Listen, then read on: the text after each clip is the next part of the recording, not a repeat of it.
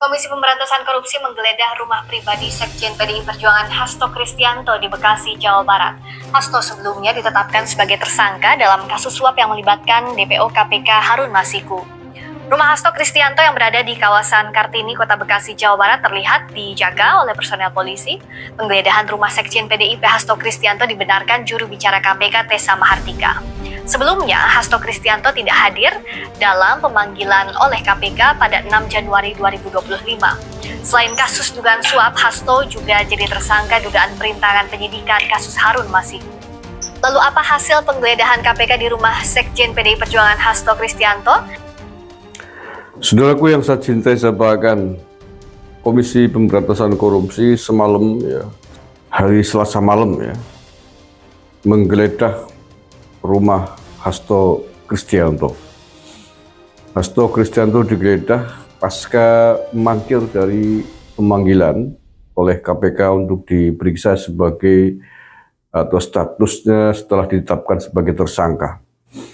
Nah, kabarnya bahwa pasca mangkirnya Hasto dari panggilan KPK akan dipanggil kembali pada tanggal 13 Januari, beberapa hari yang akan datang. Nah, akankah Hasto mangkir lagi atau akan datang pada pemanggilan KPK yang kedua? Wallahu a'lam bishawab. Ya, saya kira siapapun yang terlibat korupsi memang KPK tidak boleh pandang bulu. KPK harus bersikap adil, walaupun dia sekjen partai besar sekalipun. Ya, apalagi hanya seorang sekjen, ketua partai sudah banyak yang dipenjara karena korupsi. Iya kan? Ketua partai Golkar, ketua partai P3, dan lain sebagainya. Apalagi hanya seorang sekjen, Hasto. Kalau emang terlibat korupsi, ya sikat aja. Tujuan negara harus adil, hukum harus ditegakkan tanpa tebang pilih. Nah, apakah yang dihasilkan oleh KPK seusai menggeledah rumah Hasto? Oke, saya bacakan informasi terkininya ya. KPK menggeledah rumah Hasto Kristianto, hanya 2 barang ini yang disita. 8 Januari 2025, baru saja ya di hari ini, di Rabu 8 Januari. Penyidik Komisi Pemberantasan Korupsi atau KPK menggeledah rumah Sekjen PDIP Hasto Kristianto dan hanya menyita 2 barang yang diduga terkait Harun Masiku. KPK menyita buku kecil dan flash disk dari rumah Hasto Kristianto di perumahan Villa Taman Kartini, Bekasi Timur, Kota Bekasi. Buku kecil ya, notebook mungkin ya, buku catatan dan flash disk. Ya, lamban menggeledahnya sudah ditetapkan tersangka beberapa hari yang lalu, baru digeledah.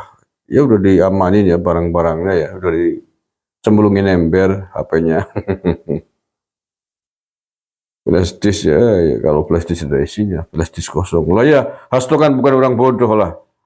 Kalau misalkan ada tanda-tanda bukti-bukti terkait apa yang dituduhkan oleh KPK terkait Harun Masiku, ya pasti flash disk sudah dibakar, udah dihancurin lah. Gimana sih? Kayak si orang bodoh kayak. Ya Hasto kan sekjennya pasti tahu. HP aja direndam di ember kok. Jangankan flash disk. Ya pasti, kalaupun masih ada barang buktinya, flash disknya disembunyikan lah, dipendam atau ditaruh di mana ya nggak bisa dilacak orang, gimana sih? Oke, yaitu perkembangan dari kasus tersangkanya Hasto Kristianto dalam kasus suap Harun Masiku. Kasusnya sudah sangat lama, sudah 5 tahun yang lalu, tapi tertunda-tunda terus dengan alasan yang tidak jelas. Ketika KPK ditanya masih dalam proses dan seterusnya. Hari ini walaupun dipanggil KPK, tapi lamban sekali penanganannya. Udah nggak tahu kemana orangnya, baru digeledah rumahnya lagi, tersangka udah lama ya, udah disembunyikan barang buktinya.